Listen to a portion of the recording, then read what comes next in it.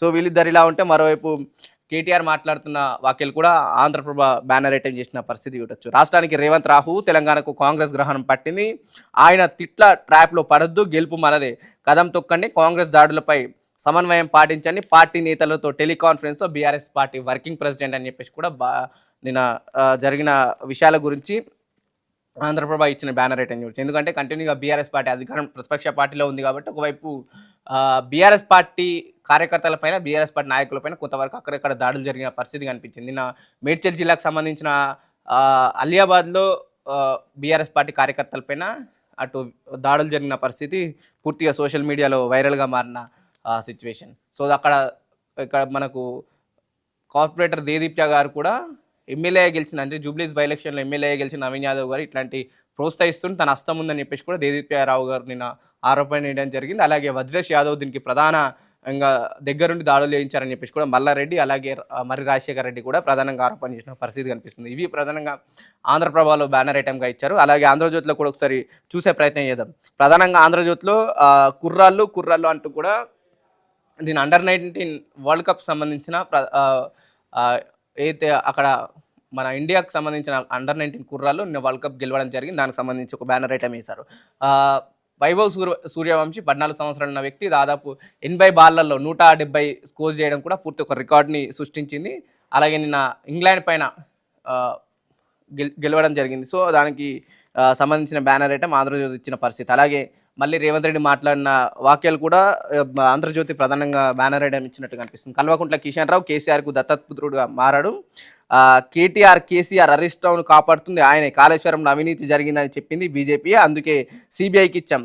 కేటీఆర్ల arrest ఎప్పుడు, మేము వచ్చాక 70,000 ఉద్యోగాలు ఇచ్చాం, కావాలంటే తలలు లెక్క పెట్టుకుని ఒక్కటి తక్కువైనా సరే నా తల తీసుకుంటా అని చెప్పేసి కూడా నేను రేవంత్ రెడ్డి ప్రధానంగా నిరుద్యోగులను ఉద్దేశించి కూడా చేసిన వ్యాఖ్యలు ఆంధ్రజ్యోతి చూపెట్టే ప్రయత్నం చేసింది. బీఆర్ఎస్ బీజేపీలోకి ఓటు వేస్తే మూసీలో వేసినట్టే మహేష్ కుమార్ గౌడ్తో నాది విక్టరీ జోడీ, కాంగ్రెస్ను రెండోసారి అధికారంలోకి తీసుకొస్తాం, నిజామాబాద్లో బర్దీపూల్ సభలో ముఖ్యమంత్రి రేవంత్ రెడ్డి వ్యాఖ్యలు అని చెప్పేసి కూడా మనం ఇందాకే మాట్లాడుకున్నాం.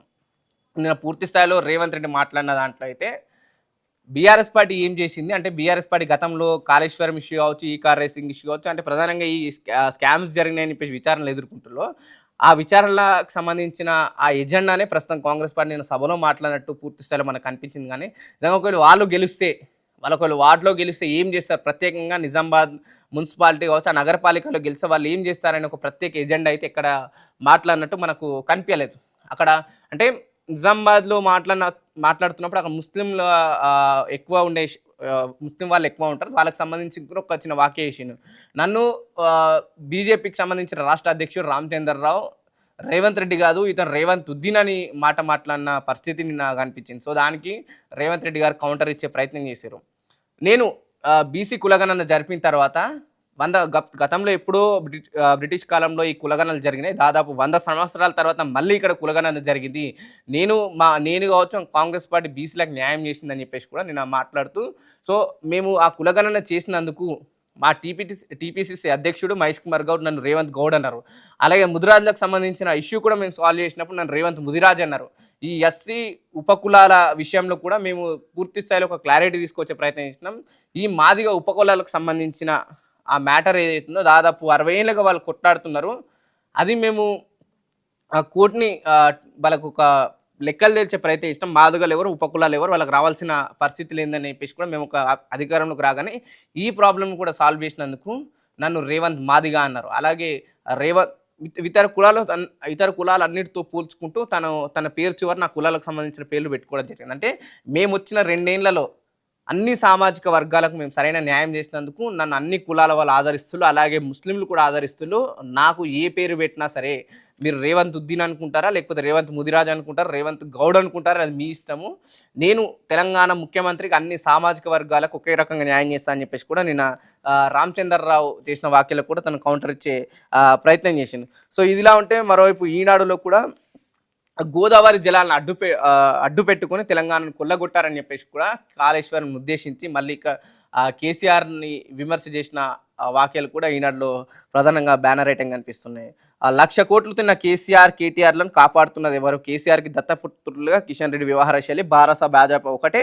వారికి ఓటేస్తే మూసీలో కలిసినట్లే 70,000 ఉద్యోగాలు ఇచ్చాను లెక్క పెట్టుకోండి. ఇందులో ఒక్క తల తగ్గినా నా తల తీసుకుంటా సీఎం రేవంత్ రెడ్డి సవాల్. సో నిజంగా చూడాలంటే నిరుద్యోగులకు వైపు ఆందోళన చేస్తూ వస్తున్నారు. ఎందుకంటే కాంగ్రెస్ పార్టీ అధికారంలోకి రాకముందు ఏ విధంగా అయితే హామీ ఇచ్చిందో సంవత్సరానికి 1,00,000 ఉద్యోగాలు అంటే జాబ్ క్యాలెండర్ రిలీజ్ చేస్తామని చెప్పేసి కూడా తను ఏదైతే కాంగ్రెస్ పార్టీ ప్రచారంలో ఉన్నప్పుడు పదే పదే ఆరో అయితే హామీలు ఇస్తూ వచ్చింది.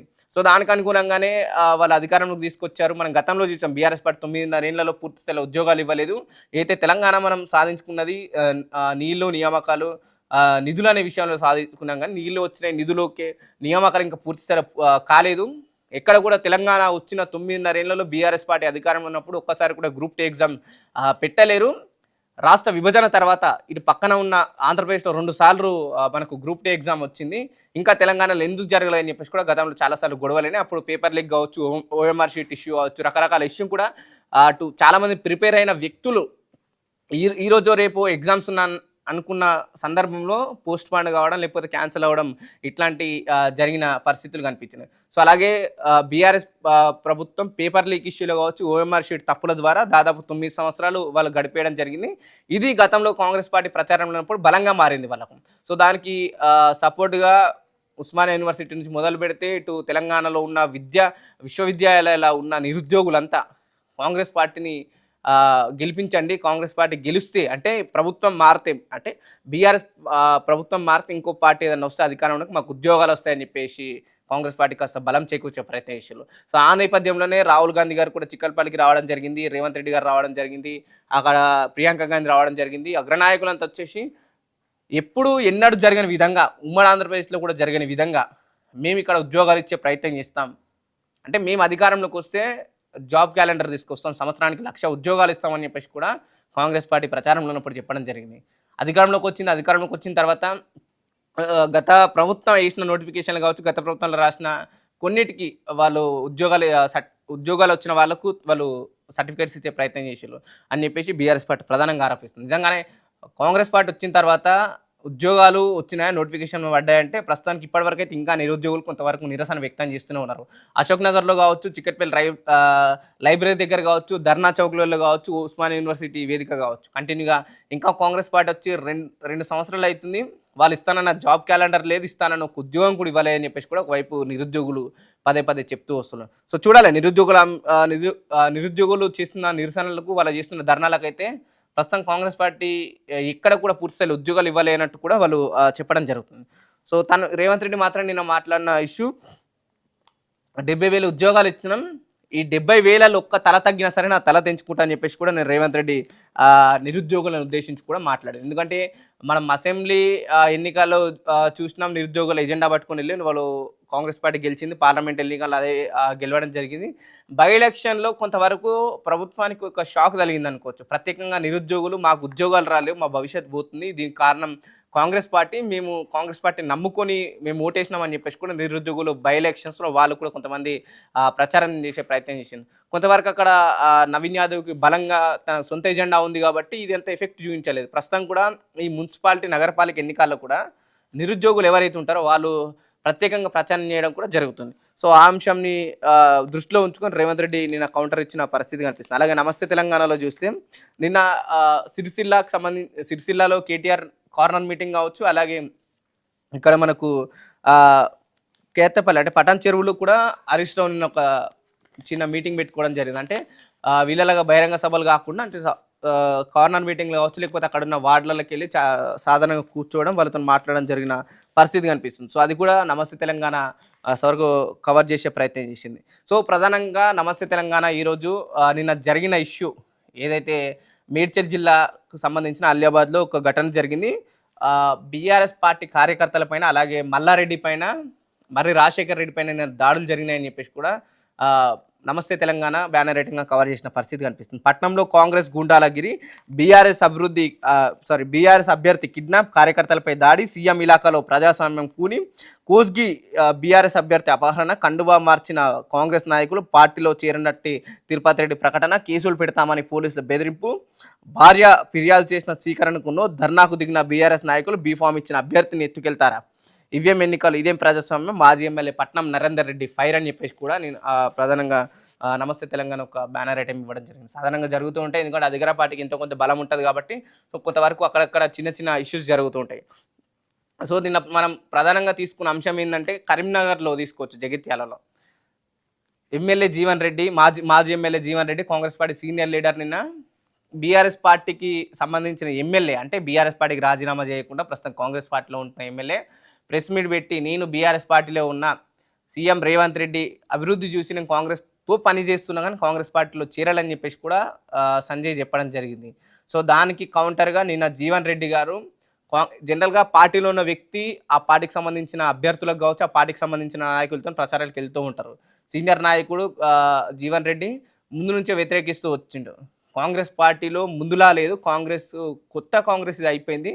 గతంలో ఏ విధంగా అయితే మేము ఇన్ని సంవత్సరాలు కాంగ్రెస్ పార్టీని నడిపించామో, కాంగ్రెస్ పార్టీ ఎజెండాని, కాంగ్రెస్ పార్టీ చేస్తున్న పనులను ప్రజల్లోకి తీసుకెళ్ళాం. ప్రస్తుతం ఉన్న నేతలు, రాష్ట్ర నేతలు పూర్తి స్థాయిలో కాంగ్రెస్ పార్టీ భ్రష్టు పట్టిస్తుందని చెప్పేసి కూడా జీవన్ రెడ్డి కొంతవరకు తన భావోద్వేగానికి లోనైన పరిస్థితి కనిపిస్తుంది. అలాగే కాంగ్రెస్ పార్టీకి సపోర్ట్ చేయకుండా ఎవరైతే అక్కడ ఇండిపెండెంట్గా నిలబడ్డ వారు ఉంటారో వాళ్ళకు జీవన్ రెడ్డి దగ్గరుండి ఇంటింట ప్రచారం చేస్తున్న పరిస్థితి కనిపించింది. దీనికి కాంగ్రెస్ పార్టీ ప్రస్తుతానికైతే ఎటువంటి చర్యలు తీసుకోలేదు. మేబీ క్రమశిక్షణ చర్య తీసుకునే అవకాశం ఉందని కూడా కొంతవరకు కాంగ్రెస్ పార్టీ నాయకులు మాట్లాడుతున్న పరిస్థితి కనిపిస్తుంది. మొత్తానికైతే ఈ ఫెబ్ 11న ఈ ఎన్నికలు జరగబోతున్నాయి. సో ప్రస్తుతానికైతే చాలా వరకు హీట్ ఎక్కినాయి రాష్ట్ర రాజకీయాలు. అంతా రాష్ట్రంలోనే, అంటే ఈ కేంద్ర కార్యాలయాల్లో ఉండాల్సిన నాయకులు, హైదరాబాద్లో ఉండాల్సిన నాయకులు, వాళ్ళ హ్యాపీగా ఉండాల్సిన నాయకులంతా ప్రస్తుతం గల్లీలో తిరగడం జరుగుతుంది. ఒకవైపు కాంగ్రెస్ పార్టీ మాత్రం ఎవరైతే ఇన్ఛార్జ్ మంత్రులు ఇచ్చారో ఓడిపోయినా గెలిచిన మీదే బాధ్యత అని చెప్పేసి కూడా కాంగ్రెస్ పార్టీ చెప్పడం జరిగింది. సో మరోవైపు బీఆర్ఎస్ పార్టీకి సంబంధించిన నాయకులకు గెలిస్తే మనం కేసీఆర్ దగ్గర, కేటీఆర్ దగ్గర మెప్పు పొందొచ్చు అని చెప్పేసి కూడా మరోవైపు బీఆర్ఎస్ పార్టీ నాయకులు ఆలోచిస్తున్నారు. బీజేపీ మాత్రం సాధారణంగా వాళ్ళు రాష్ట్ర నాయకత్వం చెప్పినట్టు ఉంటారు కాబట్టి ప్రస్తుతానికి అయితే వాళ్ళకి ఎటువంటి బాధ్యతలు ఇన్ఛార్జ్లు అప్పగించిన కానీ వీళ్ళపైన నిజంగా బరువు బాధ్యత ఉన్నట్టు కూడా ఇక్కడ కూడా కనిపించట్లేదని బీజేపీ కార్యకర్తలు మాట్లాడుతున్న పరిస్థితి. సో మొత్తానికైతే రాష్ట్రంలో ప్రతి గల్లీన ఎక్కడైతే ఈ మున్సిపాలిటీ, నగరపాలిక ఎన్నికలు జరుగుతున్నాయో ప్రతి గల్లీన, ప్రతి ఇంటింటిన మాజీ మంత్రులు, ప్రస్తుతం ఉన్న మంత్రులు, మాజీ ఎమ్మెల్యేలు, ఎంపీలు, మాజీ ఎంపీలు, కేంద్ర రాష్ట్ర నాయకులంతా ప్రస్తుతం తెలంగాణలో గల్లీ తిరగడం జరుగుతుంది. సో తిరిగినప్పుడు వాళ్ళ సమస్యలు ఏమైనా తెలుసుకుంటే ఏ విధంగా వాళ్ళు ఒకవేళ గెలిస్తే ఎటువంటి సమస్యలు వాళ్ళు నెరవేర్చే అవకాశం ఉంది, తీర్చే అవకాశం ఉంది. నిజంగా మళ్ళీ ఒకవేళ బీజేపీ ఇచ్చిన మేనిఫెస్టో ఒకవేళ బీజేపీ వాళ్ళు గెలిస్తే, అంటే ఆ గల్లీలో కావచ్చు ఎక్కువ సీట్లు సాధిస్తే, ఒకవేళ వాళ్ళు ఇచ్చిన మేనిఫెస్టో పూర్తి స్థాయిలో అమలు చేసే అవకాశం ఉందా, లేకపోతే మళ్ళీ రాష్ట్రంలో మా అధికారం లేదు, ఆ రాష్ట్రంలో అధికారంలోకి వచ్చిన తర్వాత చూద్దామనే అవకాశం ఏమైనా ఉందా? ఇలా కాంగ్రెస్ పార్టీ గెలిస్తే ఏ విధంగా ఎజెండా తీసుకెళ్తుంది? ఎందుకంటే ఆల్మోస్ట్ రాష్ట్రంలో వాళ్ళే ఉన్నారు. మేబీ కొంతవరకు ప్రస్తుతం ఉన్న సిచ్యువేషన్స్కి రెండు సంవత్సరాల పాలన విషయంలో ఒకవైపు బీఆర్ఎస్ పదే విమర్శిస్తుంది, కాంగ్రెస్కి ఏమైనా ఈ బ్రేక్ పడే అవకాశం ఉంది మున్సిపాలిటీ, నగరపాలిక ఎన్నికల్లో. సో చూద్దాం. ప్రస్తుతానికైతే బీజేపీ, బీఆర్ఎస్, కాంగ్రెస్ ట్రయాంగిల్ పోర్ నడుస్తున్నట్టు కూడా తెలంగాణ గల్లీలలో మనకు తెలుస్తుంది. సో ఇవి ఈరోజున అప్డేట్స్. చూస్తూనే ఉండండి ఆంధ్రప్రభ.